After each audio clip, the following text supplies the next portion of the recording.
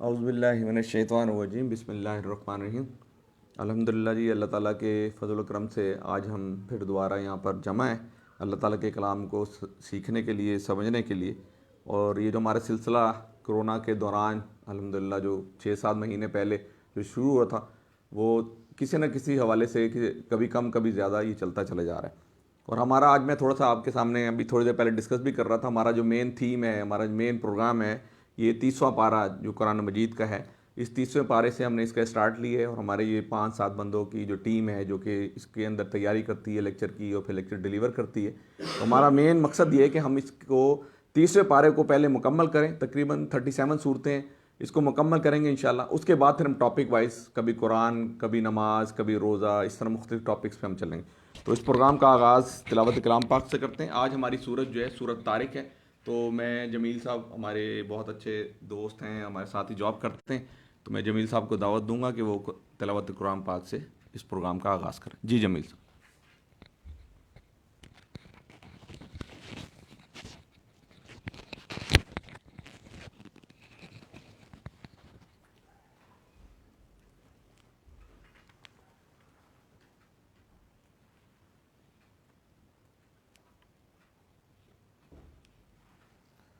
اعوذ باللہ من الشیطان الرجیم،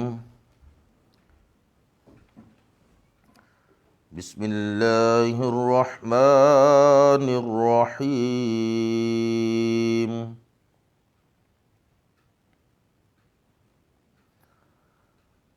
والسماء والطارق،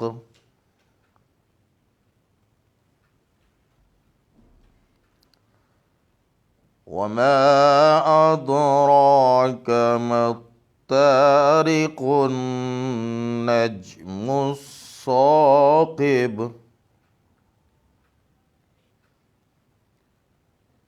إن كل نفس لما عليها حافظ،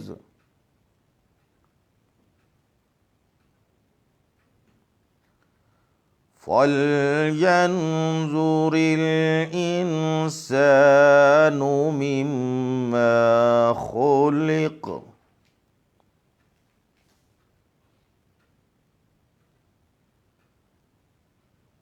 خلق من ماء دافق، يخرج من بين الصلب والترائب،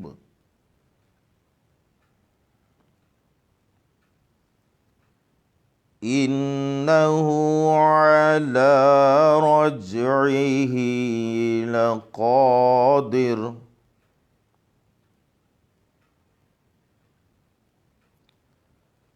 يوم تبلى السرائر،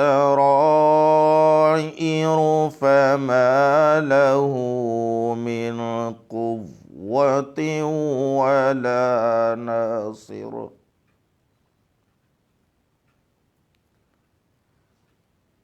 يوم تبلى السرائر، فما له من قوة ولا ناصر،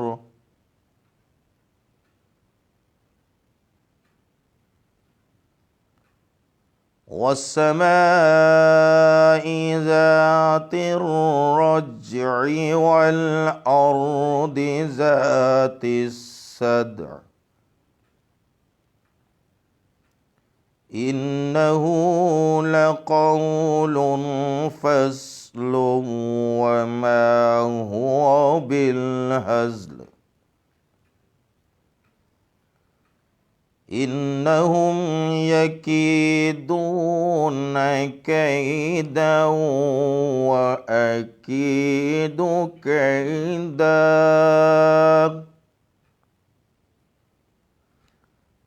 فمهل الكافرين أمهلهم رويدا، صدق اللہ العظیم۔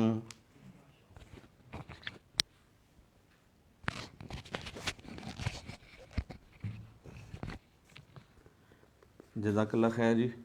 جمیل صاحب نے بڑی خوبصورت انداز میں تلاوت کلام پاک آپ لوگوں کے سامنے رکھی. اب ہم انشاءاللہ کوشش کریں گے 25 سے 30 منٹ کے اندر اس ٹاپک کو سمجھنے کی کوشش کریں گے کہ یہ سورۃ طارق، یہ سورت جو ہے اس کے اندر ہمارے لیے کیا میسیج ہے. سب سے پہلے آپ کے سامنے والسماء والطارق، یہ قسم ہم پہلے بھی پڑھ چکے ہیں کہ نبی مہربان صلی اللہ علیہ وسلم کے اوپر جب قرآن مجید نازل ہوا، اور قرآن مجید کا یہ ایک انداز ہے کہ پہلے چونکہ مشرکین مکہ کے اندر قسموں کا بڑا رواج تھا، کہیں سورج کی قسم کھایا کرتے تھے، کہیں چاند کی قسم کھایا کرتے تھے، کہیں دیوتاؤں کی قسم کھایا کرتے تھے، کہیں بادلوں کی قسم کھایا کرتے تھے، کہیں دریاؤں کی قسم کھایا کرتے تھے، کہیں سمندر کھایا کرتے تھے، مختلف قسمیں کھایا کرتے تھے. تو اللہ تعالیٰ نے اسی اسلوب کو، اسی انداز کو، اسی اسٹائل کو یہاں پر بھی، یعنی قرآن مجید کی 30ویں پارے کی ہم نے جتنی بھی صورتیں پڑھی ہیں اکثر صورتوں کے اندر قسمیں کھائی گئی ہیں. تو یہاں پر اللہ تعالیٰ نے 4 قسمیں کھائی ہیں. سب سے پہلے ہم یہ طارق جو ہے دراصل اس کا مطلب ہوتا ہے، طارق کا مطلب ہوتا ہے رات کو سفر کرنے والا. ستارہ ہوتا ہے نا، یہاں چمکتے ہوئے تارے کی قسم ایک کھائی ہے. یہ وہ ستارہ ہے جو کہ عموماً چلتا ہے، ٹریول کرتا ہے رات کو. آپ دیکھیں گے کچھ ستاروں، کیونکہ مشرکین مکہ کے آج بھی ہم اگر یہ انڈیا کی اگر آپ کوئی مووی اٹھا کے دیکھیں نا، تو اس کے اندر وہ باقاعدہ مورت نکالتے ہیں. شادی کرتے ہیں نا، تو شادی میں مورت نکالتے ہیں. تو وہ ستاروں کی باقاعدہ ایک علم تھا جو کہ ہمیں عرب کے اندر بھی اس وقت پایا جاتا تھا. مصر کے اندر یہاں پر میں نے لکھا ہوا ہے کہ مصری، یونانی اور رومی لوگ جو ہے نا، وہ باقاعدہ ستاروں کو پوجا کیا کرتے تھے، ستاروں کی پوجا کیا کرتے تھے. تو یہاں اللہ تعالیٰ نے قسم کھائی ہے، قسم ہے آسمان کی. یہاں اللہ تعالیٰ نے 4 قسمیں کھائی ہیں. پہلی قسم آسمان کی، دوسری قسم رات کی، تیسری قسم ستارے کی، اور چوتھی قسم زمین کی کھائی ہے. تو ہم آیت وائز کو لے کے چلتے ہیں. والسماء والطارق، قسم ہے آسمان کی اور رات کو نمودار ہونے والے ستارے کی. جیسا کہ میں نے آپ کے سامنے رکھا کہ نبی کے مشرکین مکہ، عرب کے لوگ جو ہے وہ ستاروں کی پوجا کیا کرتے تھے. تو یہاں پر ایک رسول اکرم صلی اللہ علیہ وسلم کی ایک حدیث مبارک جو کہ مسند احمد میں 8474 اس کے اندر نبی مہربان صلی اللہ علیہ وسلم فرمایا کہ جب سریا ستارہ، میں ستاروں کی تھوڑی سی بتا رہا ہوں کہ ستاروں کا عرب کے اندر کانسیپٹ کیا تھا، اس کے لیے میں نے آپ کے سامنے چند ریفرنسز آپ کے سامنے میں رکھوں گا کہ نبی مہربان صلی اللہ علیہ وسلم فرمایا کہ جب سریا ستارہ صبح کے وقت طلوع ہوتا ہے تو آفت ختم کر دی جاتی ہے. یہاں پر ستارہ نجم الثاقب، چمکتے ہوئے تارے کی قسم کھائی، لیکن یہاں پر ستارہ سریا. ایک اور جگہ پر قرآن مجید کے اندر شعرا نامی ستارے کی قسم کھائی گئی ہے، وہ آگے ہم جائیں گے 30ویں پارے میں غالباً ہے. تو شعرا نامی ستارہ وہ کیا تھا؟ وہ ایک روشن ستارہ ہے کہ جو جواز کے ساتھ گرمی کے زمانے میں طلوع ہوتا ہے، کہ جس کی بعض قبائل عرب کی پرستش کیا کرتے تھے. اس کے انگلش میں مختلف نام ہیں. کینن بھی کہتے تھے، ڈاگ سٹار اس کا نام رکھا گیا ہے، ڈاگ سٹار، یا سائرس ایک اس کا نام سائرس رکھا ہے، میجورس ایک اس کا نام رکھا گیا ہے. اور اس کی جو پوجا کیا کرتے تھے وہ مصری کیا کرتے تھے، یونانی کیا کرتے تھے، اور رومی لوگ جو ہے اس ستارے شعرا نامی ستارے کی پوجا کیا کرتے تھے. تو اللہ تعالیٰ نے کہا کہ تم جن مخلوقات کی، جن چیزوں کی تم پوجا کر رہے ہو، اس کو بنانے والا کون ہے، اس کو تخلیق کرنے والا کون ہے؟ تم اس مالک کو کہ جس نے اس ستارے کو، ان ستاروں کو، ان چاند کو، ایک سورج کو، ایک آسمان کو، زمین کو، ساری چیزوں کو پیدا کیا، اس کے باوجود جو ہے تم میری نافرمانی کرتے ہو اور تم ان ستاروں کی پوجا کرتے ہو.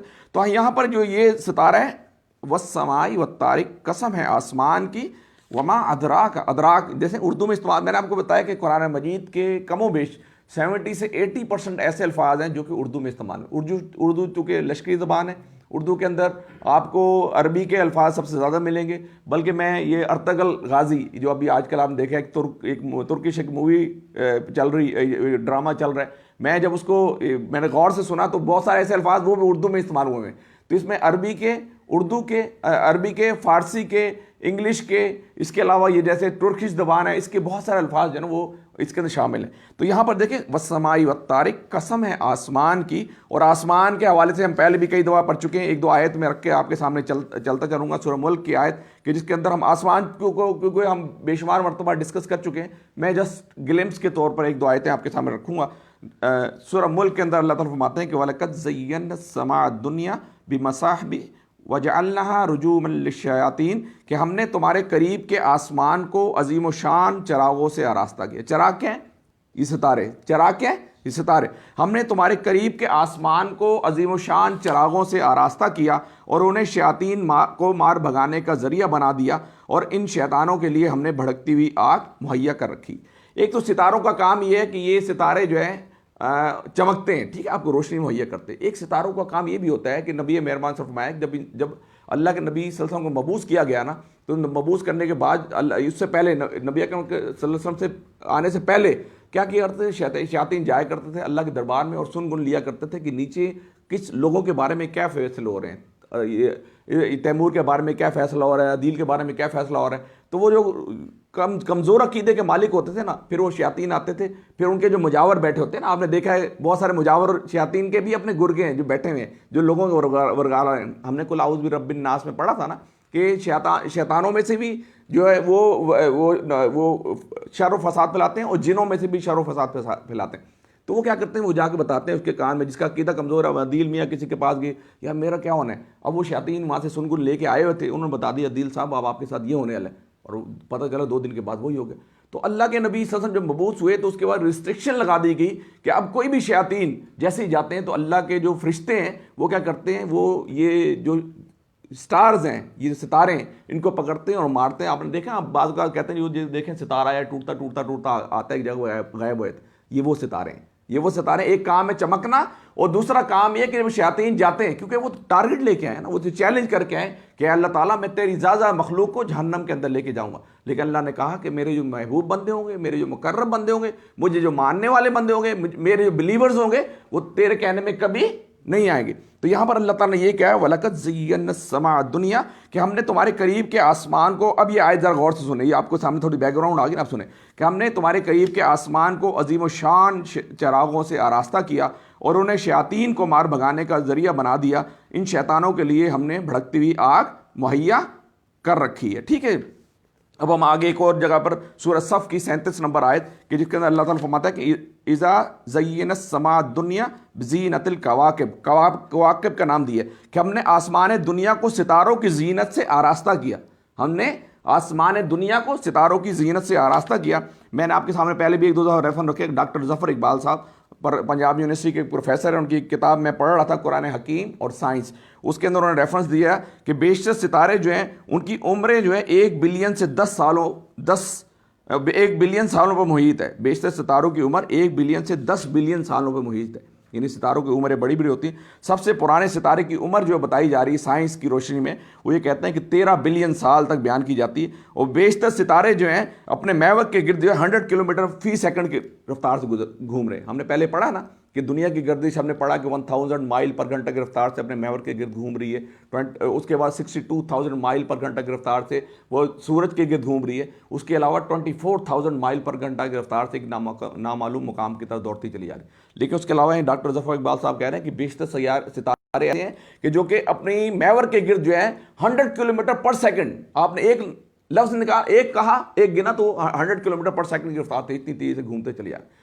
تو اللہ تعالیٰ کہتے ہیں قرآن مجید میں کہ تمہاری پیدائش سے زیادہ تو میرے لیے اس دنیا کی پیدائش تھی، دنیا کو بنانا تھا، کہ میں اس دنیا کو بنانے پہ قدرت رکھتا ہوں کہ تمہیں دوبارہ اٹھا نہیں سکتا۔ مشرکین مکہ ہم یہاں مان نہیں رہے نا، وہ کہتے ہیں ہم نہیں مانتے، ہم اللہ کو نہیں مانتے، ہم نبی کو، ہم تجھے محمد صلی اللہ علیہ وسلم کہہ رہے ہیں ہم تمہیں نہیں مانتے۔ تو اللہ کہتے ہیں کہ تم نے اپنی یہ کیا سمجھ رکھا ہے تم نے اپنے آپ کو، اتنی بڑی کائنات، اتنی بڑی دنیا، اور یہ ستاروں کی میں نے آپ کے سامنے 2-3 ریفرنسز رکھ دیا۔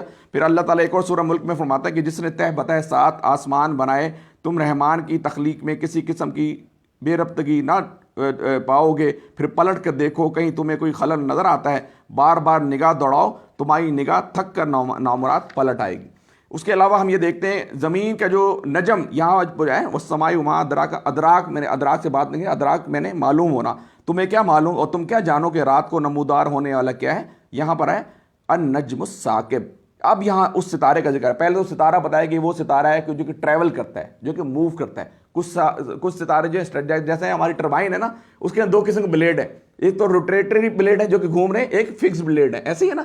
تو ستارے بھی 2 قسم کے ہیں، ایک تو ستارے موو کر رہے ہیں اور کچھ ستارے جو ہیں اسٹیگننٹ ہیں، رکے ہوئے ہیں۔ تو یہاں پر اللہ فرما رہا ہے کہ آگے کیا نجم الثاقب، یہ وہ ستارہ ہے جو کہ انتہائی چمکتا ہوا ستارہ ہے، اور دنیا کے نیرسٹ سب سے کلوز اور سب سے قریب ترین جو ستارہ ہے وہ نجم الثاقب ہے۔ اب یہ نجم الثاقب کیا کرتا ہے، زمین کا قریب ترین ستارہ ہے اور چمکیلا گولا ہوتا ہے، یہ چمکیلا گولا ہوتا ہے، یہ ستارہ ملکی وے۔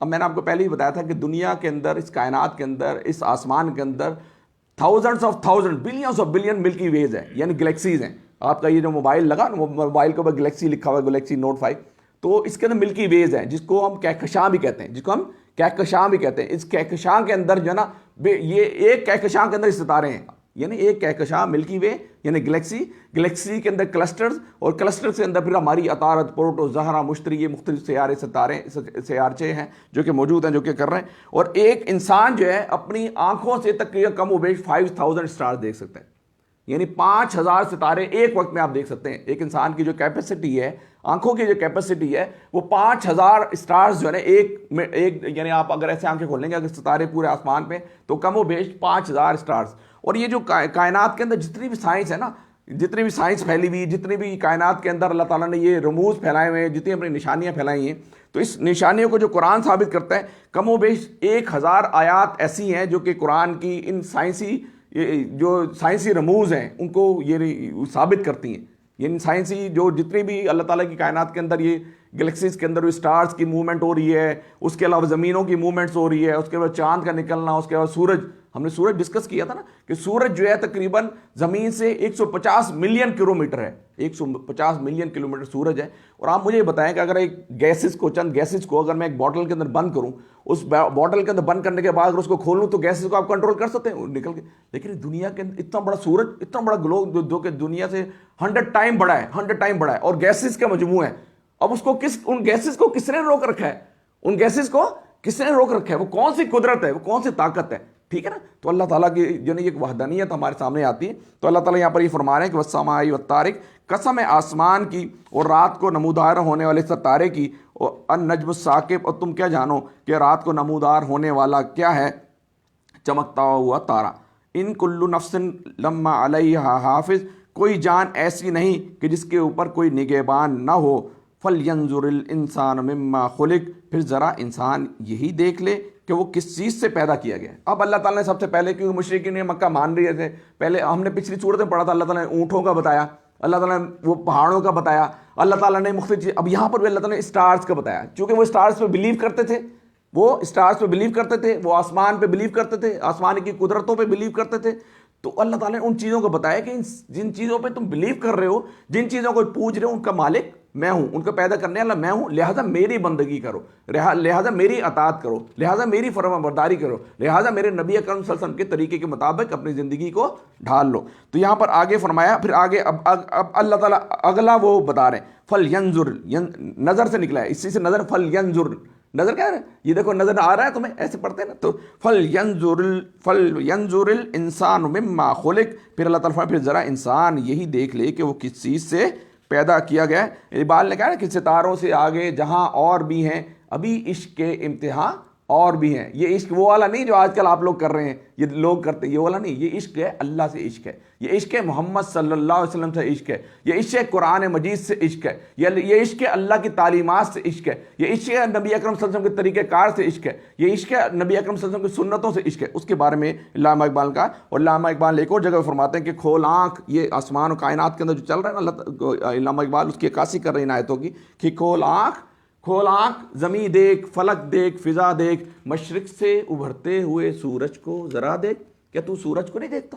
اتنا بڑا گلوب، صرف گیسز کا مجموعہ، ان گیسز کو کس نے روک رکھا ہے؟ ایک خاص ڈائریکشن کے اندر وہ گیسز گھوم رہی ہیں، روشنی پرووائڈ کرتی ہیں. اگر ہم اس کی سائنس کو پڑھنا شروع کر دیں تو میرا خیال ہے ہمارا ٹاپک ایک طرف رہ جائے گا. اس کی سائنس اتنی بڑی اللہ تعالیٰ نے، یہ ہر چیز بڑی ہر چیز بڑی ڈسپلن انداز میں چل رہی ہے، ہر چیز بڑی جچی تلی انداز میں چل رہی ہے، ایک لائن آف ڈائریکشن کے مطابق چل رہی ہے، ایک آبجیکٹو ان کو دے دی گیا ہے، ایک گول ان کو دے دیا گیا ہے، ایک طریقہ کار ان کو دے دی گیا، اس کے مطابق وہ چل رہی ہے. آگے اللہ تعالیٰ فرماتے ہیں خُلِقَ مِن مَاءٍ دَافِقٍ، ایک اچھلتا ہے. اب اللہ تعالیٰ ان کی تخلیق بتا رہا ہے، یعنی مشرکین مکہ کے ذریعے ہمیں بھی بتایا جا رہا ہے، نبی کے ذریعے ہمیں بتایا جا رہا ہے کہ ایک اچھلنے والے پانی سے پیدا کیا گیا، ایک اچھلنے والے پانی سے، ایک اچھلنے والے پانی سے پیدا کیا ہے جو پیٹھ اور سینے کی ہڈیوں کے درمیان سے نکلتا ہے. یعنی میل کا جو پیٹھ ہماری یہ میں نے آپ کو پہلے بھی ایک حدیث پچھلی قرآن مجید کی آیت میں سنایا تھا کہ رسول اکرم صلی اللہ علیہ وسلم فرمایا کہ انسان کے جسم میں ایک ہڈی ایسی ہے کہ جس کو مٹی کبھی نہ کھا سکے گی، اور اس میں سے قیامت کے دن اس کو پورا بنایا جائے گا. اب مشرکین مکہ مان نہیں رہے، وہ جلا دیتے ہیں، وہ کہتے ہیں اللہ تعالیٰ اٹھا نہیں سکتا. اللہ کہتا ہے بھائی کیسے اٹھا نہیں سکتا؟ میں نے جس کو تمہیں پیدا کیا، پانی کے چھلکتے ہوئے ایک قطرے سے تمہیں پیدا کیا، تم کچھ نہیں تھے، تمہیں میں نے بنایا، پہلے نخ سے درست کیا، پہلے پانی کا قطرہ، پھر خون کا لوتھڑا، خون کے لوتھڑ کے بعد گوشت بنا، گوشت کے بعد ہڈیاں آئیں، آنکھیں آئیں، ناک آئے، دل آئے، دماغ آئے، پورا سسٹم آیا۔ میں جب ایک زیرو سے تمہیں بنانے پہ قدرت رکھتا ہوں کہ میں دوبارہ تمہیں ختم ہونے کے بعد قدرت، اب اگلی آیتوں میں اس چیز کی عکاسی آئے گی۔ تو یہاں پر رسول اکرم صلی اللہ علیہ وسلم فرمایا کہ انسان کے جسم میں ایک ہڈی ایسی ہے کہ جس کو مٹی کبھی کھا نہ سکے گی، اس میں سے قیامت کے دن اس کو پورا بنایا جائے گا۔ تو لوگوں نے پوچھا کہ رسول اکرم صلی اللہ علیہ وسلم وہ کون سی ہڈی ہے؟ آپ صلی اللہ علیہ وسلم فرمایا وہ دم کی ہڈی کا آخری سرا ہے۔ یہ مسلم کی 7416 حدیث ہے۔ میں نے آپ کو پہلے بھی ایک دو بتایا تھا کہ یہ جو ہماری ٹیل ہے، جو نروس سسٹم، یہ جو بون، بیک بون ہے، اس کے آخر میں جو پونچھ کی ہڈی ہوتی ہے، چھوٹی سی ہڈی، اس کے اندر سارا آپ کا جو جتنا ڈی این اے ہے نا، آپ کا پورا ڈیٹا جو آپ نے 20 سال 30 سال 40 سال 50 سال 60 سال اپنی عمر گزاری، وہ سارا ڈیٹا کس کے اندر محفوظ ہو رہا ہے؟ مائکرو چپ کے اندر۔ کس کے اندر؟ تو اللہ کی قدرت دیکھیں یار، اتنی بڑی میری عمر، آپ چھوٹی سی موبائل کے اندر 1 ٹیرا بائٹ کی ہارڈ ڈسک لیتے ہیں، اس کو بھی ایک وقت جواب دے دیتی ہے۔ میری پوری زندگی کا ڈیٹا، وہ سارا کا سارا ڈیٹا ایک اللہ تعالیٰ نے مائکرو چپ کے اندر ایک ایسا نظام رکھ دیا، سارا ڈیٹا اس کے اندر محفوظ ہوتا چل جاتا ہے، سارا ڈیٹا۔ تو یہ بے اختیار انسان کے ذہن سے نکلتا ہے کہ وہی اللہ ہے کہ جس نے ہمیں پیدا کیا۔ تو یہاں پر یہ پھر آگے کیا، ایک اچھلنے والے پانی سے پیدا کیا، اور پیٹھ اور سینے کی ہڈیوں کے درمیان سے نکلتا ہے، یقیناً وہ خالق اسے دوبارہ پیدا کرنے پر قادر ہے۔ پھر آگے یوم تبلی السرائر، کہ جس روز پوشیدہ اسرار، اب اللہ تعالیٰ وارن کر رہا ہے کہ تم سنبھل نہیں رہے، تم سدھر نہیں رہے، تم میری باتوں کو مان نہیں رہے، تم میرے نشانیوں کو دیکھ کر بھی تم اس کا انکار کر رہے ہو، تم میرے نبی کا انکار کر رہے ہو۔ پھر اللہ تعالیٰ فرماتے ہیں آگے یوم تبلی السرائر، کہ جس روز پوشیدہ اسرار کی جانچ پڑتال ہوگی۔ جو تم نے کیا نا، انسان ایک تو ظاہر ہوتا ہے کہ ظاہر میں تو میں بڑا پارسا نظر آ رہا ہوں، ظاہر میں تو میں بڑا، لیکن میں اندر کیا ہے یہ رب العالمین جانتا ہے۔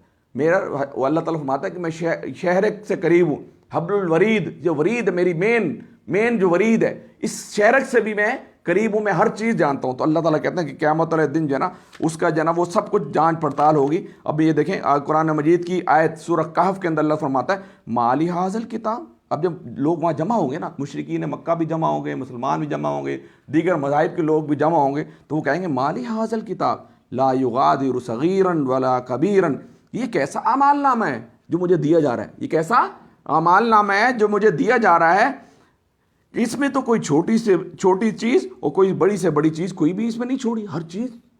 فمن یعمل مثقال ذرۃ خیرا یرا فمن یعمل مثقال ذرۃ شرا یرا، یہ کیسی کتاب؟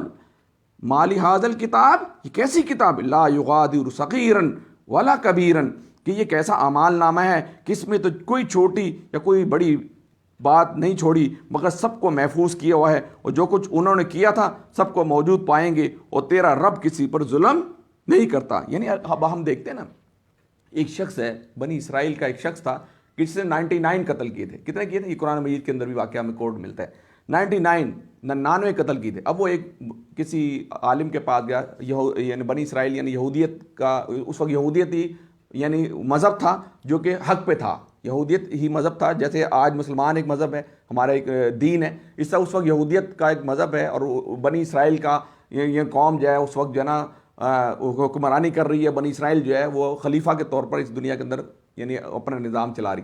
تو وہ ایک شخص جس نے 99 قتل کر دیے، ایک عالم کے پاس جاتا ہے، جی مجھے بتائیں کہ میری جو ہے نا وہ بخشش ہو سکتی ہے کہ نہیں، مجھے معافی نامہ مل سکتا ہے کہ نہیں؟ 99 قتل کیے، تمہیں تو معافی نامہ نہیں ملے گا۔ وہ غصے میں آیا، اس نے اس کو بھی اڑا دیا، اس کو بھی ختم کر دیا۔ اب جناب وہ اس کو جب قتل کر دیا، وہ نکلا تو تھوڑی دور گیا تو اوپر سے اسرائیل